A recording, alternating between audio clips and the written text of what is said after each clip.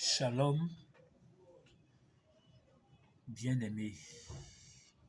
Shalom, messieurs, mesdames et mademoiselles. Cet après-midi du samedi 2 mai 2026, nous allons parler de deux choses qui sont importantes pour la santé du corps et puis la santé de l'esprit. Notre science est holistique, ça veut dire que ça prend en compte le côté spirituel de l'homme, le côté psychologique de l'homme et puis le côté physiologique de l'homme. On va un peu parler du côté physiologique pour tomber dans le côté spirituel. C'est un conseil pour prévenir tout le monde. À partir de maintenant, quand nous nous réveillons de notre nuit de sommeil, pensons à boire 1 litre d'eau. On peut le diviser en deux parties de 500 millilitres. Et puis quelques minutes après, on complète avec les 500 autres millilitres ou 50 centilitres. Mais pour ceux qui se font suivre par un médecin et qui ont des problèmes de reins, faites ce que votre médecin vous dit. Parce que vous n'avez pas droit à plus d'1 litre. Mais il est là pour préciser les choses. Mais si ce n'est pas votre cas, alors c'est important au réveil de boire assez d'eau pour réhydrater le corps après les 8 heures de sommeil. Après ça, vous pouvez chercher à manger, mais manger utile pour le corps. Les légumes ne doivent pas vous manquer et ce serait bon d'en boire en jus avec tout ce qui peut être légumes, comme les carottes, les concombres, tout ce que vous avez sur le marché comme légumes, brocolis, etc. Faites quand même un peu de recherche parce que les corps aussi réagissent d'une manière ou d'une autre. Quelqu'un peut venir donner un enseignement et puis vous vous rendez compte que le corps d'un autre ne réagit pas de la bonne manière par rapport à un autre corps. Donc il faudrait qu'on apprenne à se connaître. Maintenant, nous allons aborder l'article sur l'esprit de l'homme, la santé spirituelle. À ce poste numéro 1, que nous vous prions d'écouter attentivement, qui sera à la fois en audio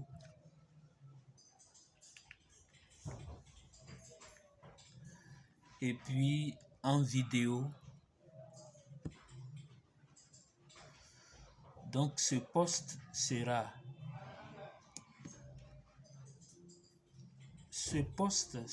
à la fois en audio et en vidéo. Aujourd'hui, samedi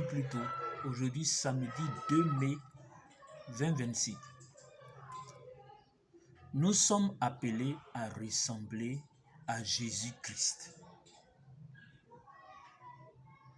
Dans Romains 8, 29, il est dit « Car ceux que Dieu a connus d'avance, il les a aussi prédestinés à être semblables à l'image de son Fils, c'est-à-dire Jésus-Christ, et non à se ressembler à eux-mêmes, c'est-à-dire en parlant de nous, et non à nous ressembler à nous-mêmes, afin que son Fils, Jésus-Christ, fût le premier-né entre plusieurs frères. » Nous disons Amen.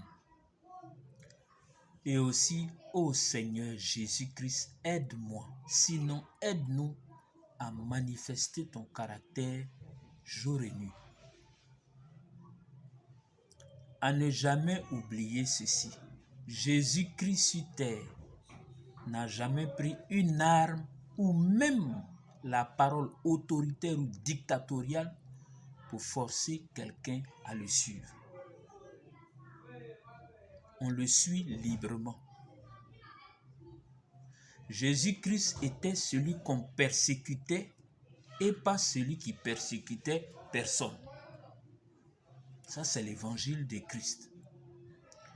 D'ailleurs, il interdisait ça à son époque avec des versets qui en parlent. Quand nous lisons dans Jean 16, 2, Jésus dit, « Ils vous excluront des synagogues, c'est-à-dire qu'ils vont vous chasser. Et même l'heure vient où quiconque vous fera mourir croira rendre un culte à Dieu. Croira rendre un culte à Dieu, alors qu'il n'en est rien. Je ne me reconnais pas dans ces pratiques-là. » Voici pour les autres paroles de Jésus dont nous devons suivre les traces de Jésus. Il ne s'agit pas de suivre nos traces à nous, mais suivre les traces de Jésus à travers sa parole. Peu importe qui nous sommes, si nous avons donné notre vie au Seigneur Jésus-Christ, il faut chaque jour travailler sur nous-mêmes pour avoir la nature de Christ. Jésus fut le plus grand persécuté en son temps, plutôt que la recherche du m'as-tu vu ou les honneurs. Et lui-même, il est dit, quand on lit Jean 15, 18 à 21, « Si le monde vous hait, sachez qu'il m'a haï avant vous. Si vous étiez du monde, le monde aimerait ce qui est à lui. Mais parce que vous n'êtes pas du monde et que je vous ai choisi du milieu du monde, à cause de cela, le monde vous hait, vous déteste. Souvenez-vous de la parole que je vous ai dite. Le serviteur n'est pas plus grand que son maître. S'ils m'ont persécuté, ils vous persécuteront. » C'est une réalité. Jésus a été persécuté. S'ils ont gardé ma parole, ils garderont aussi la vôtre. Mais ils vous feront toutes ces choses à cause de mon nom, parce qu'ils ne connaissent pas celui qui m'a envoyé, c'est-à-dire Dieu.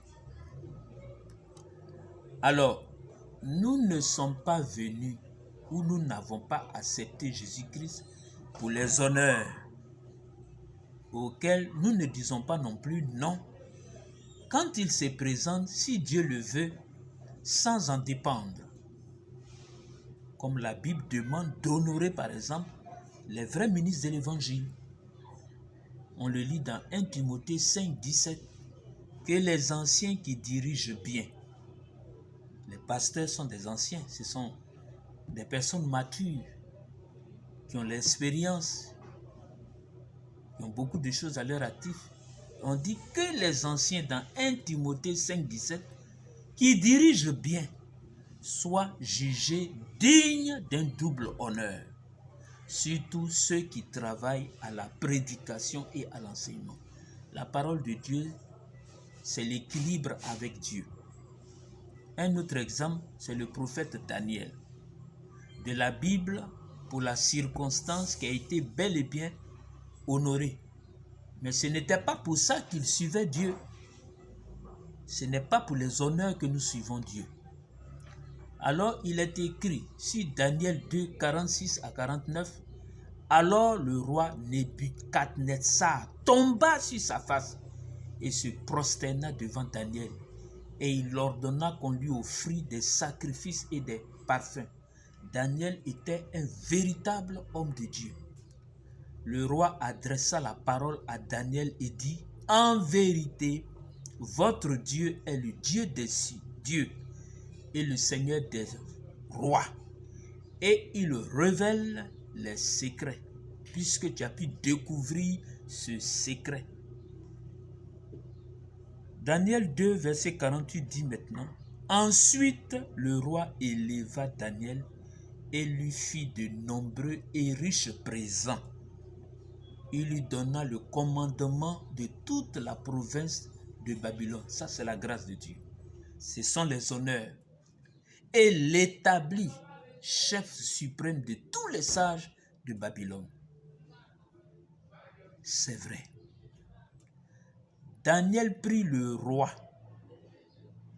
roi plutôt, de remettre l'intendance de la province de Babylone à Shadrach, ses compagnons, Meshach et Abed-Nego. Il n'a pas pensé qu'à lui seul. Il s'est souvenu qu'il a des collègues, il a des partenaires. Et il est dit que Daniel était à la cour du roi. Voici un Daniel honoré, mais dans l'intégrité de la parole, mais qui a connu la persécution avec ses compagnons. Alors nous allons nous arrêter là pour aujourd'hui, pour continuer après avec la partie 2. Je vous demande de vous abonner à ma page pour d'autres publications. Et pour les personnes qui seraient intéressées à appartenir à un de nos groupes WhatsApp où nous envoyons des publications audio ou vidéo, alors veuillez retenir ce numéro-là, WhatsApp, qui est mon numéro 05. Comme je suis en Côte d'Ivoire, c'est plus 225 05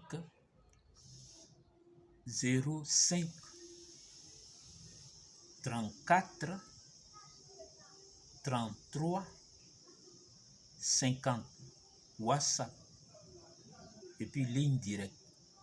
Je reprends plus 225 05 34 33 50. Que Dieu vous bénisse de la part du docteur Hans. Merci et à bientôt.